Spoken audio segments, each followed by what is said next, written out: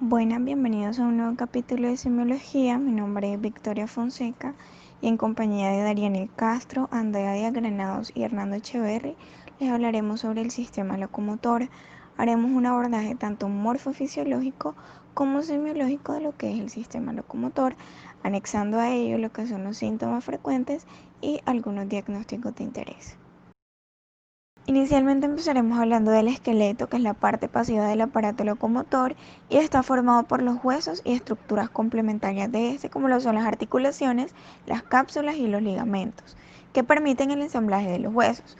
Tienen las siguientes funciones. Dentro de ellas encontramos que sirven de armazón al cuerpo, protegen los órganos delicados o internos, permiten el anclaje de los músculos, actúan como un conjunto de brazos de palanca en los movimientos, producen células sanguíneas que, como ya sabemos, esto lo hacen a través de la médula ósea roja, sirven como almacén de calcio y fósforo y regulan la concentración de sangre, almacenan grasas en tu interior y esto lo van a hacer a través de la médula ósea amarilla.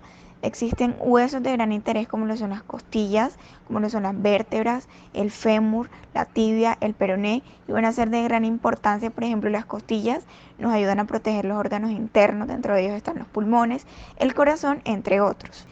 Existen varios tipos de huesos. Dentro de ellos tenemos los largos, en el cual predomina la longitud, tienen dos extremos o epífisis y un cuerpo o diáfisis. Un ejemplo de ello es el fémur. Tenemos los huesos cortos, que tienen dimensiones aproximadamente iguales, como por ejemplo los carpianos. Tenemos los planos, que actúan como protectores de órganos o para la inserción muscular, como el esternón. Tenemos los irregulares, como son las vértebras o los huesos de la cara.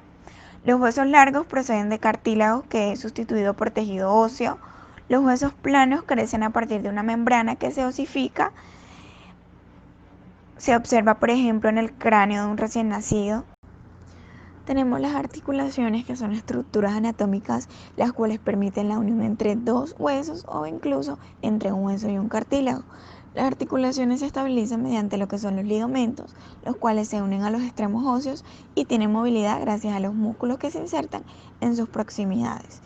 Dentro de las funciones más importantes tenemos constituir puntos de unión entre los componentes del sistema óseo, huesos y cartílagos, y además de eso facilitar movimientos mecánicos, proporcionando elasticidad y plasticidad al cuerpo.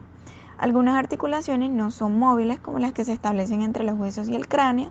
Sin embargo, son de gran importancia, pues permiten la protección del encéfalo y hacen posible al mismo tiempo su crecimiento durante la infancia. En la imagen podemos observar un tipo de articulación sinovial. Tenemos las articulaciones sinoviales, que están rodeadas por una cápsula articular en forma de manguito que encierra la cavidad sinovial y que se encarga de unir a los huesos de la articulación. Se mueven con libertad y se clasifican desde el punto de vista funcional como diartrosis, caracterizados por la presencia de cartílago articular que cubre la superficie de los huesos de la articulación. Tenemos las fibrosas o inmóviles, que son uniones de huesos en las que participa un tejido fibroso, uniéndolos. La movilidad de estas articulaciones queda definida por la longitud de las fibras del tejido.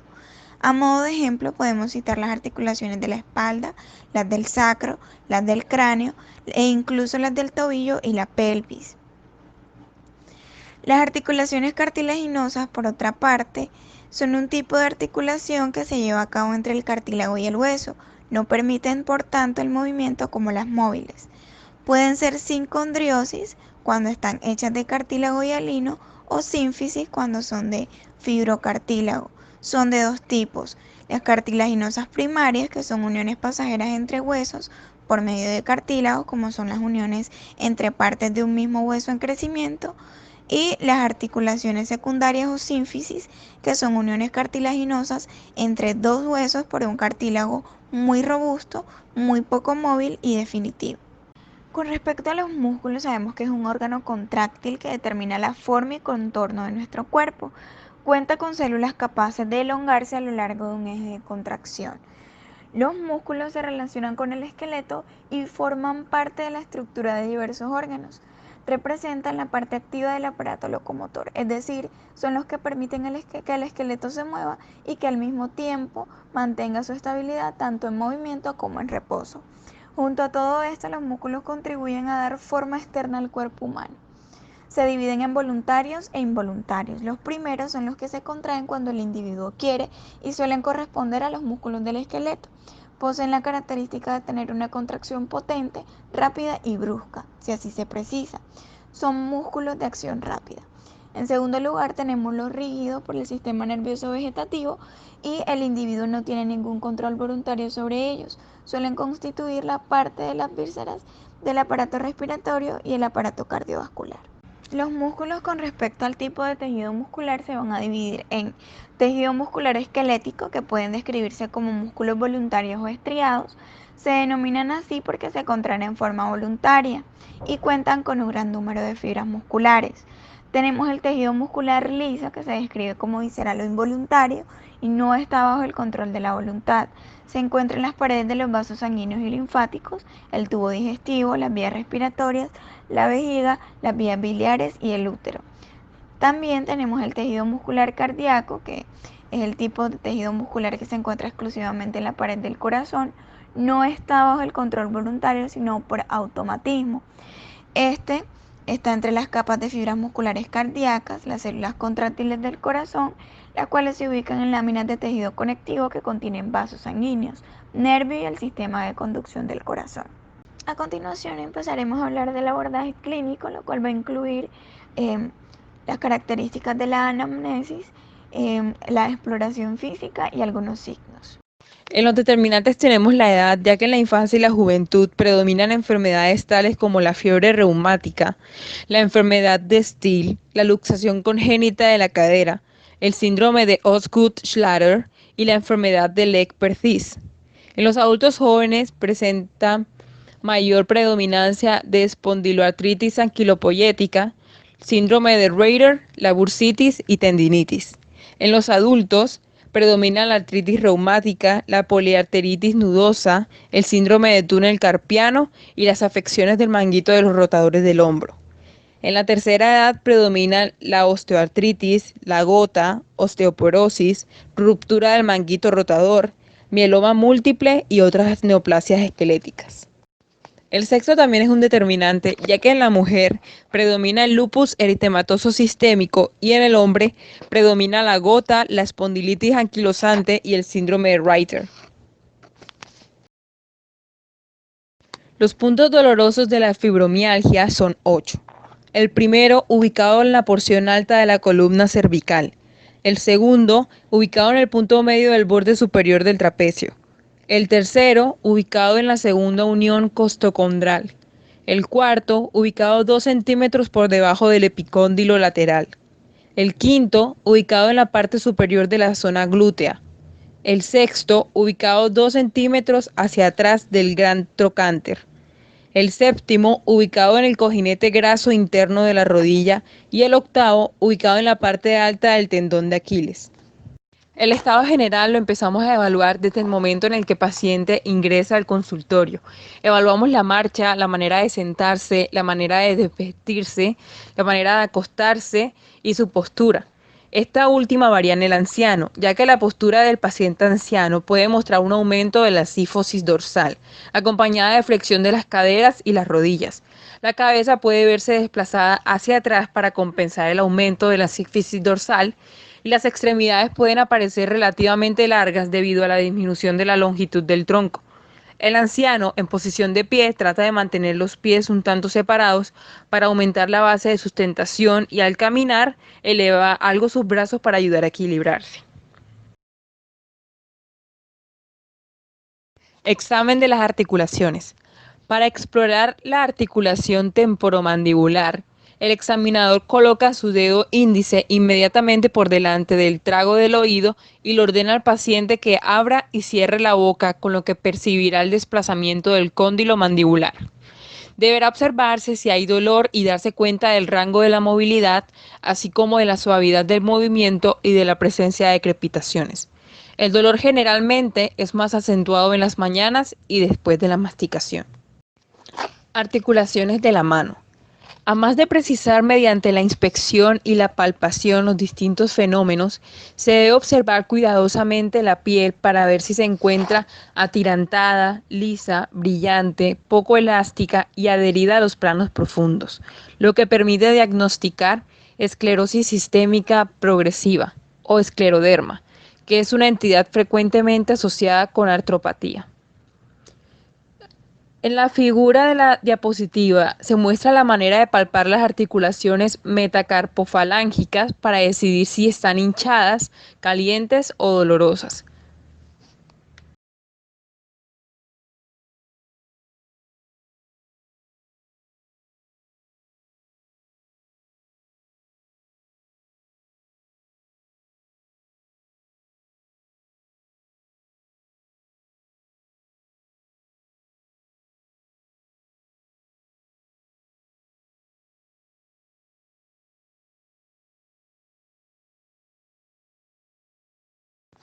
Examen del dedo pulgar.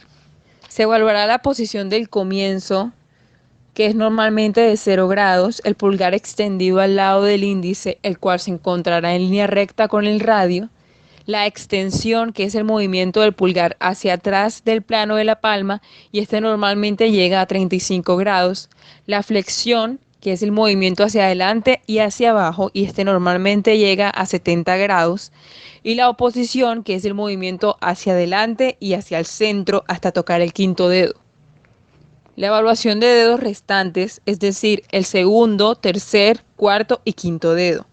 Se evaluará la posición del comienzo, equivalente a 0 grados, los dedos unidos y extendidos en línea directa con el radio, la flexión de las interfalángicas distales, que normalmente llega hasta 80 grados, la flexión de las interfalángicas proximales, que normalmente llega hasta 120 grados, la flexión de las metacarpofalángicas, que normalmente llegan hasta 90 grados, la abducción y aducción.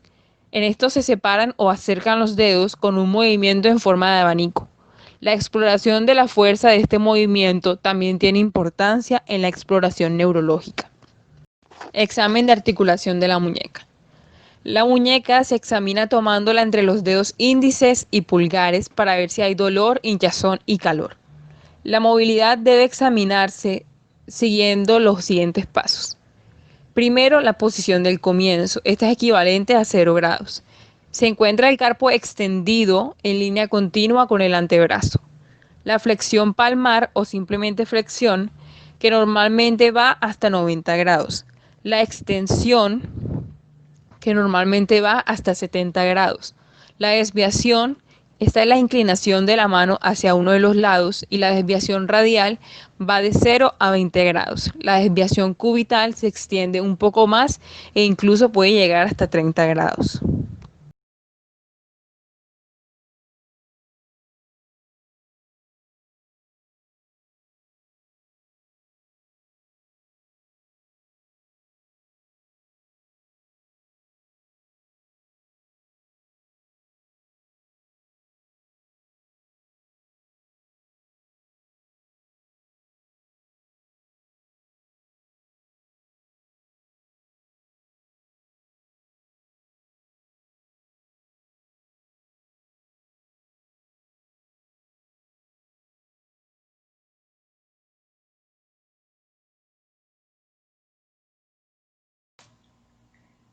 Articulación del codo. Esto se hace por medio de la palpación. Acá se debe identificar el holacrón que se encuentra en el centro y los cóndilos humerales a los lados. Estos tres puntos van a formar un triángulo, ya que los cóndilos se encuentran a un mismo nivel, pero el holacrón se encuentra un poco más abajo. Esto nos va a ayudar a definir algunos diagnósticos, ya que en caso de una dislocación, este triángulo se va a ver alterado, pero en una fractura supracondilia no se altera. La posición de comienzo va a ser 0 grado, en el que el antebrazo se encuentra extendido en supinación. Está la flexión, que es cuando la mano se dirige hacia el hombro y normalmente va en 160 grados, y su limitación se mide a partir de 0 grados. Muchas veces está el caso de que el codo queda inmovilizado en flexión, entonces la limitación del movimiento hacia la posición de comienzo es denominado como una limitación de la extensión. y esto se mide en los cuadrantes imaginarios en sentido inverso del movimiento de flexión, que es partiendo desde 160 grados. Está la pronación, que es el movimiento de la palma de la mano que se dirige hacia abajo, y la supinación, que es cuando la palma de la mano se dirige hacia arriba. Son dos movimientos en que está involucrado la movilidad de las dos articulaciones radiocubitales, la del codo y la de la muñeca.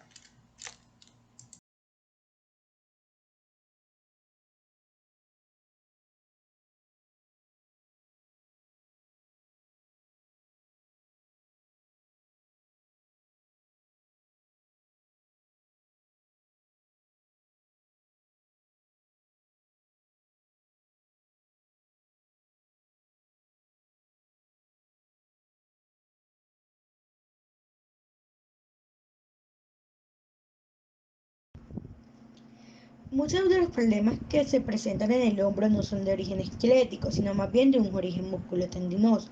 Por eso, para palpar, el médico se debe colocar detrás del paciente y va a palpar en un orden que primero clavícula, las articulaciones esternoclaviculares y acromioclaviculares, el acromio en la punta de la apófisis caracoides, los músculos trapecios y deltoides, la gran tuberosidad del húmero, el surco humeral y la escápula.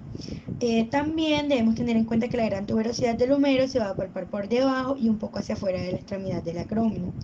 El surco humeral o bicipal, que está colocado detrás de grandes y pequeñas tuberosidades, es fácil palparlo si colocamos el brazo del paciente en una flexión de 90 grados y si se le hace rotar varias veces hacia adentro y hacia afuera, podemos encontrar pues para poderlo palpar. También se deben palpar las bolsas sinoviales y la inserción tendinosa, pero para esto se debe extender pasivamente el brazo, o sea, traccionarlo hacia atrás, y vamos a determinar si el paciente pues presenta dolor. El manguito de los rotadores está constituido por la inserción de los músculos subescapulares, supraespinoso, infraespinoso y redondo menor, con el externo proximal del húmero. Una vez traccionado el brazo hacia atrás, se debe palpar un poco por debajo del acrómino, tanto el manguito de los rotadores como las bolsas sinoviales. También tener en cuenta que la amplitud de los movimientos de las articulaciones del hombro van a variar dependiendo de la edad del paciente. Por eso esto se debe ser comparativo. Primero, la posición de comienzo, que es 0 grado, en el que el paciente tiene los brazos del lado del cuerpo. Aducción, que es un brazo extendido que se separa del cuerpo en el plano transversal teniendo 180 grados. Aducción, que es el movimiento opuesto y normalmente va a 70 grados. Flexión, que es la elevación del brazo hacia adelante y hacia arriba paralelo en el plano sagital y es de 180 grados. Y extensión, que es el movimiento opuesto al anterior, o sea que el brazo se dirige hacia atrás y en 50 grados. Y una posición interna y externa, que el brazo se coloca en aducción en 90 grados.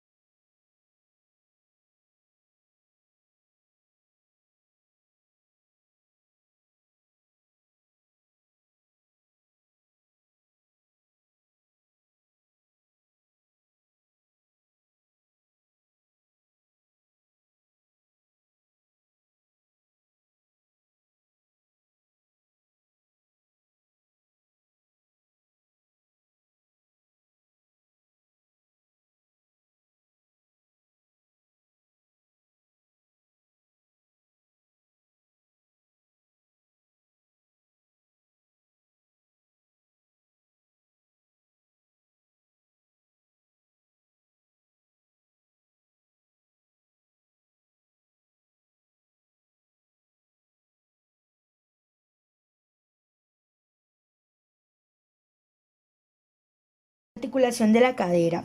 Primero tenemos que tener en cuenta que la cadera es quien sostiene todo el peso del cuerpo. Por esto debe ser examinada no solo con el paciente de decúbito, sino en posición de pie y caminando para apreciar el modo de andar y observar la magnitud del lomdorsis. Lo primero que debemos hacer es inspeccionar la pelvis, que es mirar la espina ilíaca anterior y superior si se halla o no al mismo nivel. De esta forma se establece si hay o no una basculación pélvica. También hay que mirar si hay una alteración en los ejes de la cabeza y el cuello del fémur y distinguir si es la Kotsagara, que consiste en horizontalización de la cabeza y el cuello femoral, lo que hace que el músculo se vean muy unidos. También está la coxa valga, que es en el que el cuello y el cuerpo del fémur forman un ángulo más abierto de lo normal, lo que hace que los muslos se vean separados. Existen también dos tipos de marcha, que son la marcha antálgica y la marcha Trendelenburg, que de esto más adelante las explicaremos. Tener en cuenta que lo normal es que el lado derecho de la pelvis se eleve cuando el peso es sustentado sobre la pierna izquierda. El examen de la motilidad de la cadera debe hacerse con el paciente acostado sobre una superficie firme.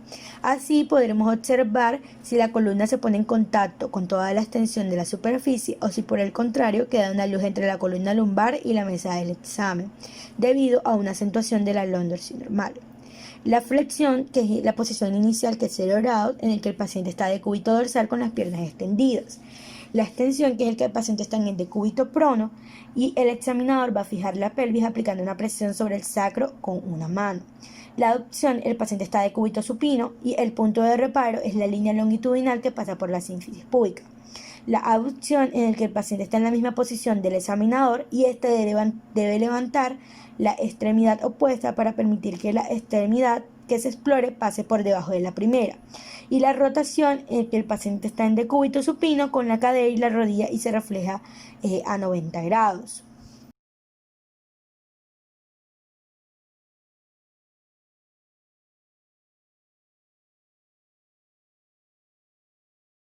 Articulación de la rodilla. La rodilla es una articulación tipo bisagra, como amplios movimientos, solo permite los de flexión y de extensión. Al igual que lo que ocurre con el hombro, la estabilidad de la rodilla va a depender de lo fuerte de los músculos y los ligamentos que la rodeen. Hay que tener en cuenta que es una articulación de tipo condilar, en el que los cóndilos del fémur y la tibia van a encajar bien gracias a los meniscos. La estabilidad de la rodilla es mantenida por lo fuerte de los ligamentos laterales y los ligamentos cruzados. Por eso, cuando existen lesiones en estos, se llama desarreglos internos de la rodilla. La mejor manera de inspeccionar las rodillas es colocar al paciente de cúbito supino con las piernas extendidas. La rodilla tiene diversos puntos de reparo y de presiones a cada lado de la rótula y por encima de esta.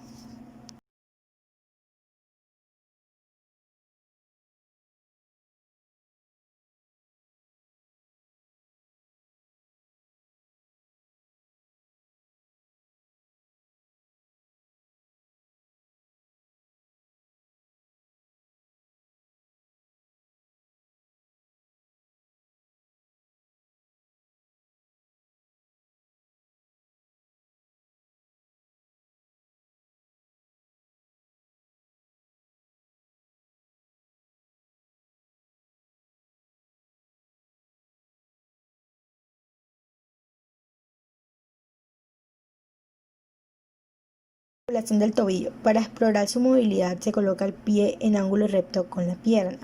La flexión es el movimiento del pie hacia abajo, en el cual normalmente llega a 45 grados. Extensión es el movimiento opuesto y este llega normalmente a 20 grados.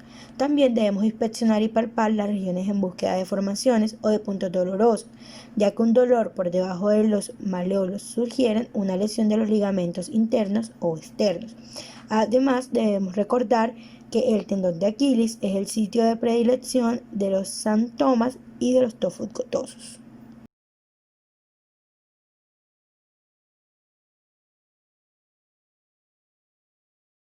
Examen del pie. Acá debemos determinar diferentes movimientos, como es la inversión activa, que es que la planta del pie se voltea hacia adentro y normalmente debe llegar hasta 30 grados. La eversión activa, que es que la planta del pie se voltea lateralmente hacia afuera y normalmente llega a 20 grados. La inversión y la eversión activa miden la movilidad de la articulación tibotarsiana. La articulación metatarsofalangica del grueso artrejo tiene la extensión, que es el movimiento hacia arriba, y llega a 80 grados, y la flexión, que es hacia abajo, 35 grados. Mientras que las articulaciones metatarsofalángicas de los artrejos restantes se mueven a 40 grados, ya sea en flexión, ya en extensión. Y las interfalángicas proximales no tienen un movimiento de extensión, pero puede flejarse hasta 50 grados. En el pie debe inspeccionarse y palparse para establecer si hay deformaciones o puntos dolorosos. También el talón se debe examinar mirándolo desde atrás. El eje del talón normalmente debe ser una continuación del eje de la pierna. Si este se desvía hacia adentro, se dice que el talón en varo, cosa que usualmente se ve en el pie cabo. Si se desvía hacia afuera, el talón está en valgo, que es un fenómeno que generalmente se acompaña del pie plano.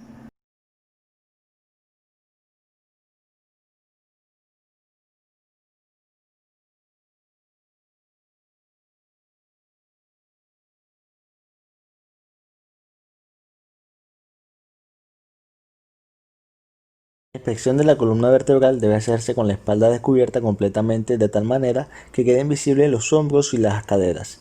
El paciente debe estar de pie y descalzo. El examinador lo mira por detrás, de lado y por delante, colocándose a distancia suficiente para tener una buena visión del conjunto. En el recién nacido, la columna es casi recta. Pocos meses después comienza a embozarse las curvas características. La curva puede encorvarse en distintos sentidos, y las curvas así constituidas se designan de la siguiente manera: cifosis, cuando la curva es cóncava hacia adelante; lordosis, si la curva es cóncava hacia atrás; y escoliosis, cuando el encorvamiento se hace en el plano lateral, caso en el cual la columna se desviará hacia un lado o hacia el otro. La palpación y percusión de la columna vertebral tiene como principal objeto buscar áreas dolorosas. Se comienza haciendo presión con la yema de los dedos para ver si el paciente se queja cada vez que se comprime un sitio determinado. La palpación se comienza por áreas alejadas del lugar donde se presenta el dolor subjetivo. Con ello se logran dos cosas: que el paciente se acostumbre a la maniobra y que el examinador evalúe el umbral doloroso del paciente. Con respecto a la percusión, la maniobra inicial consiste en golpear la apófisis espinosa con el borde cubital de la mano cerrada. Este procedimiento, sin embargo, no distingue entre el dolor espasmomuscular y el debido a la enfermedad intrínseca de la columna. Para localizar mejor el dolor, debe hacerse una percusión más cuidadosa y selectiva, golpeando sitios más precisos con la yema del tercer dedo o con un martillo reflejos. La técnica más recomendable es golpear con un martillo la cara dorsal del dedo aplicado sobre la apófisis espinosa de la vértebra que se quiere explorar. Siguiente abarcaremos la semiología de la marcha. La marcha, o sea, la traslación del cuerpo de un lugar a otro mediante el paso bípedo, es un proceso automático que se aprende de niño. Un ciclo de la marcha corresponde al periodo comprendido entre el momento en el que el talón hace contacto con el piso, iniciando hacia el apoyo, y el nuevo contacto con el mismo talón que hace con el piso el paso siguiente. Dentro de este ciclo, la primera parte corresponde a la llamada fase de apoyo, que presenta el 60%, y la segunda parte corresponde a la fase de no apoyo, que presenta el 40%. Existen marchas patológicas que pueden ser de origen neurológico, también osteomuscular. Estas son llamadas cojeras. Estas pueden ser de 4 clases: por disminución de la fuerza muscular, por acortamiento de una pierna, por dolor o por contractura muscular.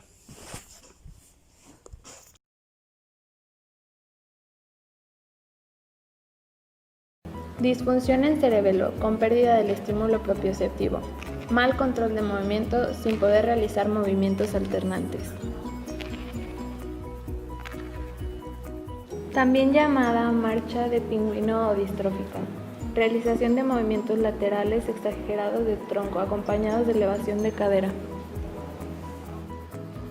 Afectación del grupo muscular inervado por el ciático popliteo externo.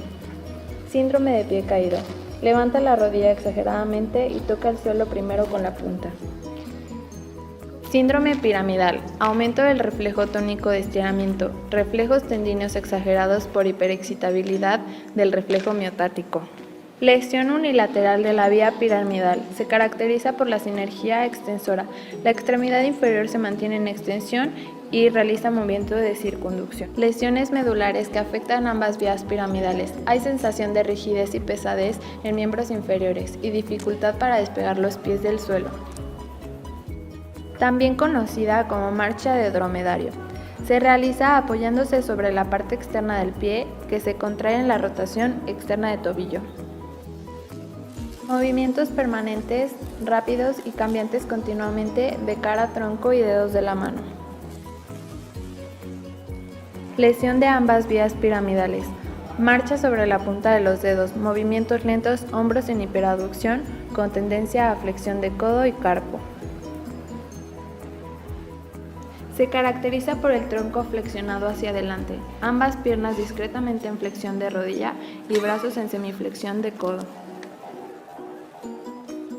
Marcha con sacudida lateral hacia el lado afectado durante la fase de apoyo del miembro lesionado. Traslada el centro de gravedad hacia el lado afectado desplazando el tronco y cabeza en esa dirección. Pérdida de conocimiento de saber utilizar las piernas para caminar. Se caracteriza por pasos cortos, piernas separadas, dificultad para mantener el equilibrio, lateropulsiones y retropulsiones. Degeneración combinada de ganglios basales y lóbulos frontales. Pasos largos y rápidos con aumento de oscilación en brazos. Postura rígida en flexión, pasos cortos y lentos, menos oscilación en brazos.